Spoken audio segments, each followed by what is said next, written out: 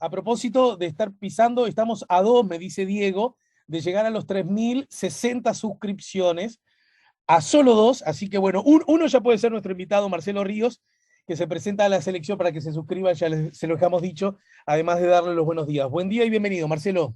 Bueno, un gusto estar contigo acá, Alejandro, y bueno, tengo que cumplir con la suscripción. Vamos, La, su- la, en cuanto la termine lo suscripción, hago. dale, no te compromete a nada, como bien sabes, es simplemente que vas a estar informado acerca de cuando empieza nuestro programa, cuando subimos nuestras notas. Perfecto. La Allí, tuya, que vamos a subir en un rato una vez que termine, además de esta que está saliendo al aire, por supuesto, a través del 98.7 FM, de la web de Diamante FM, pero también de nuestro canal YouTube La Mañana en Camino. Quiero llover sobre mojado. Ustedes ya saben, el domingo hay elecciones en el Banco de la Previsión Social, elecciones que aplican para los tres órdenes de los llamados, históricamente, culturalmente, directores sociales que representan a los trabajadores, a los activos, a los jubilados, pasivos, a algunos no les gusta ese término, y también al orden de los empresarios, o, empresas, emprendimientos, etcétera.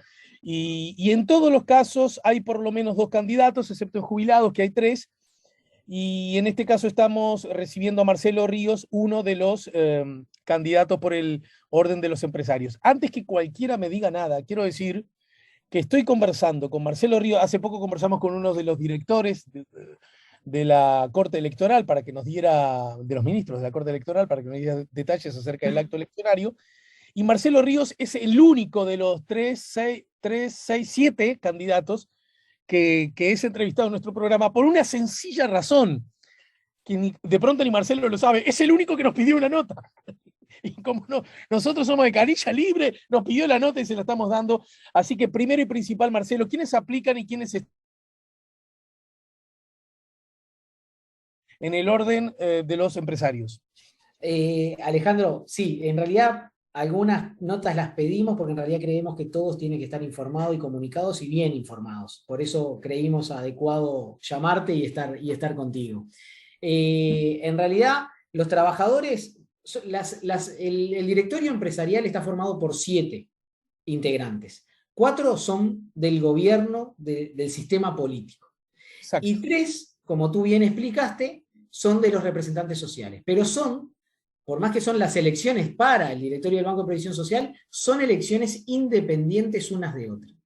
El jubilado va a votar en una urna con un cuarto secreto con sus papeletas, sus 3 papeletas como tú dijiste. El trabajador con sus 2 papeletas en una urna independiente y el empresario también. No tienen vínculo unos con los otros. ¿Está bien? De hecho, alguien puede votar en más de un orden. Era lo que te iba a explicar ahora. Salvo que una persona en realidad va a votar en elecciones independientes, pero en realidad de repente tiene las 2 calidades, de trabajador y dependiente y de emprendedor o empresario. Puede tener una empresa unipersonal, un monotributo, y va a ir a votar a la lista 22, si me permitís, que es la nuestra. ¿Está bien? Entonces, partiendo de esa base que son elecciones independientes, nosotros en la lista 22 somos independientes de todos los otros sectores y órdenes. Nuestra propuesta viene en una conformación de muchos años, en las cuales se ganó unas elecciones por la contadora Elvira Domínguez y la Cámara Nacional de la Alimentación, donde están la fábrica de pasta, los carniceros, los kioscos, salones y subagentes de Quiniela, los confiteros, los panaderos, y la contadora Domínguez ganó en el año 2005-2006 en una competencia electoral, con otras listas empresariales, netamente empresariales. Luego, con madurez, el sector empresarial se dio cuenta que teniendo un solo lugar dentro del directorio, lo que teníamos que hacer era tener una unidad y representar absolutamente a todos, y que no quedara nadie afuera. Lo que nosotros hicimos en este proceso es fortalecer y ampliar esa filosofía. Acá tenemos en nuestra lista, bueno, lo que yo represento, que es la Cámara Nacional de la Alimentación, con todos los que te nombré recién, que son las pequeñas y medianas empresas del comercio e industria, porque una fábrica de pastas es comercio e industria, y un panadero es comercio e industria, por ejemplo.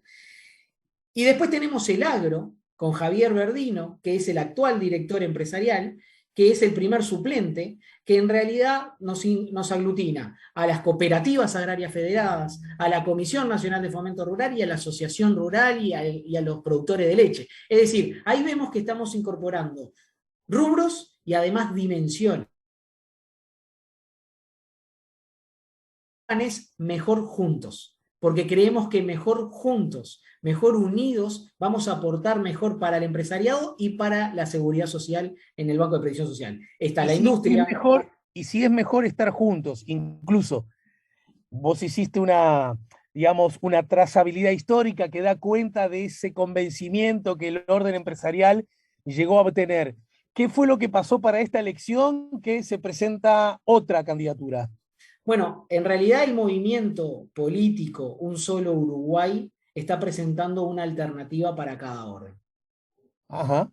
Y bueno, y en realidad en nuestro orden está la gente de Un Solo Uruguay, en todos los órdenes está la gente de Un Solo Uruguay y otra lista que es la que, en principio, en nuestro caso, representamos al sector propiamente dicho. Nosotros somos una lista puramente empresarial que no tiene ningún tipo de afiliación político-partidaria, ni la quiere ni la pretende tener, ni tampoco pretende tener un lugar político partidario en algún lugar. Nosotros somos empresarios que vamos a trabajar por y para los empresarios, como lo hemos hecho siempre, hemos defendido, somos el interlocutor que es respetado por toda la sociedad desde 100 años, más de 100 años, porque hay instituciones acá adentro, como Cámara de Industrias, como la Cámara de Turismo, como la Cámara de Transporte, que son centenarias. Bueno, la Unión de Vendedores de Carne, que son los carniceros, la Cámara Uruguaya Fabricante de Pastas. Son todas instituciones centenarias y que se han ganado el respeto de toda la sociedad. Por eso hemos recibido apoyos desde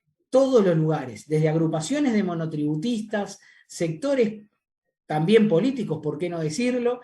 Entonces, hemos recibido apoyo, pero en realidad nosotros no tenemos ninguna afiliación para ningún lado. Nosotros somos puramente empresariales y es lo que buscamos hacer. No tenemos ningún compromiso de esa índole. Y vamos a trabajar, por supuesto, para las unidades productivas del país.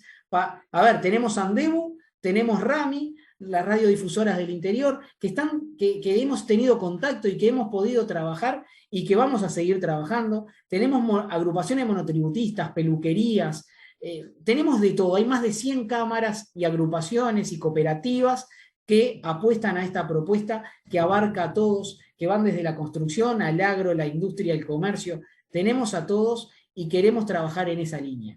Estamos diciendo, no queremos a un solo Uruguay, queremos un Uruguay de todos.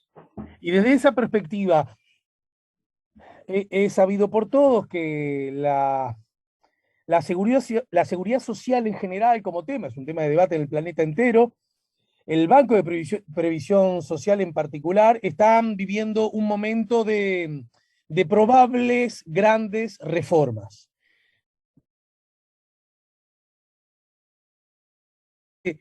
De discurso más o menos unánime acerca de que hay que reformar algunas cosas. Hay diferencias, algunas muy grandes, acerca de los énfasis y en qué direcciones tienen que ir esas reformas. Por supuesto, esto forma parte del debate democrático, justo y necesario, que además parte de intereses distintos propios de las sociedades libres. Desde ese lugar, tu candidatura, lo que vos representás, el orden empresarial, pero además lo que representás en tu lista, ¿qué posiciones tienen acerca de las posibles reformas que la seguridad social en general y el BPS en particular tendrán que afrontar? La reforma de la seguridad social, hay, como tú dijiste, una unanimidad de que hay que hacer una reforma para la sustentabilidad de la misma. Tiene que ser una reforma integral. No deben de pasar muchísimos años en hacer el ayornamiento a las nuevas realidades y a las nuevas dinámicas. Tiene que ser una reforma, que está bien que se haga ahora. De hecho, la lista 22 es un proceso, como te dije, y la contadora Domínguez es la representante de los empresarios que estuvo trabajando en el comité de expertos. La única representante de los empresarios que estuvo trabajando en el comité de expertos de la reforma a la seguridad social y forma parte de nuestro equipo. Y yo fui mucho sujeto de consulta de ella cuando ella estaba como directora del Banco de Previsión Social, y ella va a ser mucho sujeto de consulta para yo estando dentro del directorio y ella aportando. Esta lista está preparada y es un equipo preparado para trabajar y dar el mejor aporte con todos los puntos de vista, desde el más pequeño hasta el más grande, a lo que nos soliciten desde el Parlamento. ¿Por qué lo digo? Porque en realidad se esperaba, o en algún momento tenían la aspiración de que en este año, estoy hablando de hace un año atrás o año y pico atrás, se esperaba que este año ya estuviese de repente la reforma casi que querían aprobarla rápido, vamos a llamarlo así. Por diferentes circunstancias se fueron prorrogando y lo único que se elevaron ahora son recomendaciones al Poder Ejecutivo. La contadora Domínguez y el sector empresarial votó en favor, junto con el gobierno, porque por más que se tengan matices, estamos convencidos de que tiene que haber una reforma a la seguridad social. Pero dentro de la reforma tenemos que estar preparados para aportar. ¿Por qué? Porque ahora el Poder Ejecutivo va a tomar o no, probablemente tome mucho, para elevar su proyecto al Parlamento. Y en el Parlamento los senadores, los diputados van a dar la discusión que tienen que dar para esta reforma y probablemente nosotros en este lugar seamos sujeto de consulta de todos los partidos políticos. Por eso vamos a estar abiertos a todos para dar nuestro aporte desde la visión del emprendedurismo, del empresario y del emprendedor unipersonal que a veces o muchas veces es un autotrabajador, vamos a llamarlo así, o un autoempleado. Entonces, que después de esta reforma que se realice, hay que hacer reformas periódicas, hay que hacer una revisión constante del sistema de seguridad social y no que vengan verticalazos después porque hay que corregir todo de una. Eso es un impacto para la sociedad y para la población que muchas veces no le gusta o no le sirve, o algunos caen y después hay que acomodar, el caso de los cincuentones, hay que acomodar cosas. Entonces, hay que trabajarlo, pero después hay que ir revisándolo periódicamente. Hay, por ejemplo, una recomendación que habla específicamente, Alejandro, y quiero hacer énfasis en eso porque yo como representante empresarial lo vengo remarcando. Hay una recomendación que habla de la compatibilización entre la jubilación y la industria y el aporte en la industria de comercio. En cuanto al tema de la jubilación, habla de los trabajadores que se pueden jubilar en su lugar habitual de trabajo y podrían ir a aportar a otra empresa y aportar a la industria y comercio. En el caso del empresario, todos sabemos que hay empresarios feriantes, porque también nos están apoyando muchas organizaciones de feriantes, carniceros, fabricantes de pasta, que tienen 70 años, 70 y pico de años, y no se han jubilado, pero tienen 50 años de aportes. Esos empresarios, titulares de empresas unipersonales, socios de sociedades, de hecho SRLs, ya se ganaron, con 40, 50 años de aporte, ya se ganaron su derecho a la jubilación. Hay que permitirles que puedan compatibilizar su jubilación con el trabajo en su propia empresa. Y no, ¿cómo voy a dejar mi lugar habitual de trabajo si en realidad es mi empresa?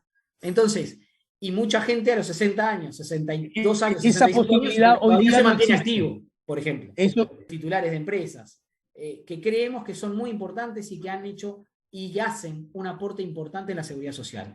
La otra propuesta, para hablar específicamente sobre el tema dirección del Banco de Previsión Social, perdóname que me desvíe un poco de la reforma, no, pero es lo que tenemos el domingo. En realidad, lo otro es que no nos incrementen los costos que ya tenemos la gente que está registrada, los empresarios que ya estamos registrados, que no se nos incrementen. Tenemos que salir a fiscalizar a la gente o a los que no están registrados, a los que están informales, a los que están ilegales. Tenemos que lograr meterlos adentro del sistema. Si el sistema de seguridad social hay que fortalecerlo, en realidad lo que no debemos de fortalecerlo siempre sacando del mismo bolsillo, que somos nosotros los que estamos siempre aportando. Hay que combatir la informalidad y la ilegalidad, que el combatirlo a veces significa, y me lo nombraron ayer en una de las cámaras de transporte, cuando nos reunimos, es evangelizar. Y me gustó la palabra evangelizar, porque es asesorar, es decirle a la gente que tiene herramientas para inscribirse y que de repente tienen el monotributo y que de repente tienen la pequeña empresa que pagan la cuarta parte, pero tienen una cantidad de derechos de la seguridad social que es importante que los tengan y vos incorporás gente al sistema. Entonces, también fortaleces la seguridad social. Y después trabajar también en los costos y en el presupuesto del BPS, por ejemplo, en el abuso de las certificaciones médicas que existe y que es real y que es un problema general en todos los rubros. Lograr que se trabaje de manera eficiente en los gastos y no que se gaste de más en cosas que de repente no se deberían de gastar. Pero algo fundamental, yo reivindico a la seguridad social de este país. La seguridad social de este país es envidiada por muchos países del mundo. ¿Por qué? Vamos a ser realistas. Estos últimos 2 años de pandemia y de crisis económica, ¿quién pudo aguantar a las empresas y a las fuentes laborales? Con los seguros de paro especiales, con mandar gente al subsidio por enfermedad sin estar enferma. Por ejemplo, mandando gente de mayores de 65 años para cuidarlos a la casa, pero que no queden desamparados y que cobren un subsidio por enfermedad. O prórrogas de seguros de paro. O mandar gente a la cuarentena para poder combatir la pandemia y pagarlo con el subsidio por enfermedad.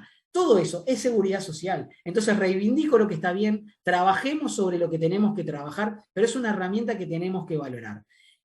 Por eso, reivindico la seguridad social, hay que trabajar mucho porque hay mucho para hacer, sino porque estoy acá también, y porque hay un equipo empresarial que está respaldando, un equipo empresarial que está respaldando para dar el mejor aporte al directorio, pero además con un respaldo de una cantidad de instituciones y agrupaciones que realmente consideramos que mejor juntos vamos a hacer el mejor aporte. Por eso Marcelo, creo que hay que trabajar en eso. dos asuntos en el final, casi como telegrama, me gustaría una reflexión tuya. En otras circunstancias también has hablado de la importancia, lo acabas de señalar también, de la... El Uruguay aún luce con trabajadores, con un número de trabajadores demasiado alto de informales. ¿Estamos bien hasta ahí? Sí, trabajadores y algunos emprendimientos que Bien. también son empresariales, ¿no? Convengamos también que el Uruguay ha vivido en los últimos años un proceso donde la formalización adquirió una dimensión más importante y eso terminó siendo, me parece que está fuera de discusión, una buena noticia para todos. ¿Hasta ahí vamos bien? Sí, correctísimo. Bien, Sí, de desde ese acuerdo. lugar pregunto, incluso la pandemia, con la baja de actividades que hubo en el arranque del año pasado, dejó en evidencia las fragilidades que los emprendimientos y los compatriotas informales tenían a propósito de sus vidas en el sustento diario, en la cobertura de salud, etcétera, etcétera, etcétera. ¿En qué medida se puede decir que más allá de las normas, más allá de los contextos que el gobierno proponga o estimule, en qué medida se puede decir que también los empresarios, tu orden, son de alguna manera actores fundamentales, y por qué no, para lo bueno o también para lo malo, responsables muy importantes de, por ejemplo, abatir los índices de informalidad? Yo creo que en realidad todos en la sociedad tenemos nuestra responsabilidad y hay que actuar desde nuestro lugar de manera responsable. Tenemos que trabajar en que el empresario también tenga las herramientas. A ver, un empresario que hay subsidios del INEFOP para tomar personal. ¿Está bien? Que te subsidian el 25, el 50 y hasta el 80% del sueldo.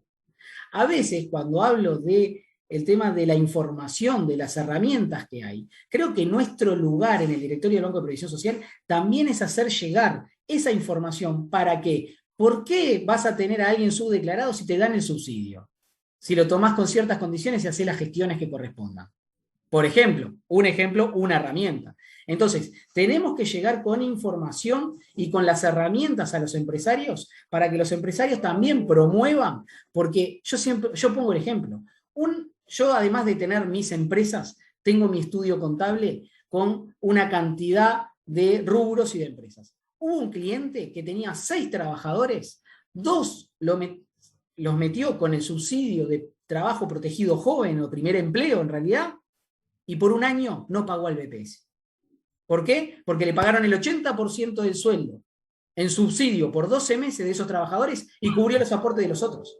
Entonces, hay que, con conocimiento y capacidad, que este equipo lo tiene de la lista 22, hay que hacerle llegar y hay que hacer que también esa llegada sea fluida con el empresario para poder llevarlo, porque una de las cosas que yo digo es, si haces el trámite tenés el subsidio y si no haces el trámite no tenés el subsidio. Lo dije en el gobierno anterior y me reuní en este gobierno diciendo, ¿por qué si haces el trámite sí y si no haces el trámite no? Esto tiene que ser automático. O corresponde subsidio o no corresponde subsidio.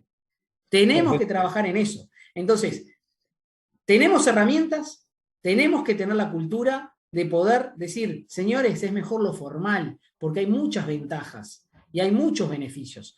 Y no crear cucos. Yo ya no creo en el cuco. Por suerte mis padres me dijeron en el cuco que no existía el cuco.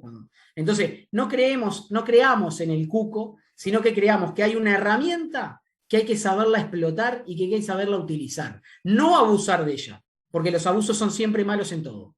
¿Está bien? Pero trabajemos para que la gente use la herramienta de la seguridad social en beneficio, porque al final de cuentas es amparar empresas, es amparar trabajadores, es amparar jubilados. Entonces, la seguridad social es un todo. Tenemos que trabajarlo de la manera más eficiente. Tenemos que hacerlo sustentable, pero tenemos que utilizarlo. Y eso tenemos que comunicarlo también. No sé si te respondí, Alejandro, un poco Oye, tu respuesta. ¿cuál es el Apuntabas universo? para otra cosa, perdón, o apuntabas para otra cosa, pero creo que por ahí. ¿Cuál es el universo de votantes, digamos, que están habilitados para, en el orden, empresas contribuyentes? Más o menos son 160.000 empresas aproximadamente. ¿Ciento? 60.000 en todo el Uruguay, ¿no? Por supuesto. Bien. Y tengo entendido que en la última elección el número de voto anulado o voto en blanco fue alto, ¿no es cierto? Sí, siempre han sido altos. Bueno, a veces por desinterés o desinformación de todos los actores. Entonces, creo que en esta oportunidad estamos trabajando mucho en comunicarlo, en informar y creemos que no es un trabajo de solamente este periodo que se acaba hoy a las 12 de la noche, ¿no? Que cuando empieza la veda. Creemos que es un trabajo y estamos convencidos que es un trabajo, por eso te hablaba de informar mucho, de comunicar las herramientas y todo, pero es un trabajo esto de la comunicación entre el Banco de Previsión Social y el empresario en este caso, que hay que profundizar, que hay que llevarlo más adelante. Por eso creo que el voto en blanco también a veces es porque las comunicaciones no son las mejores, y bueno, en estos 5 años algo que también tenemos trazado dentro de nuestro plan es estar mucho más presentes en las comunicaciones, en la llegada al empresario, para que todo esto se reduzca, ¿no? Se reduzca el voto en blanco, pero que también todas las herramientas sean bien utilizadas por el sector empresarial.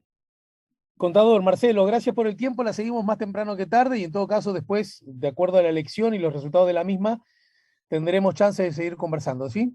Muchísimas gracias, Alejandro, y un gusto haber estado con ustedes.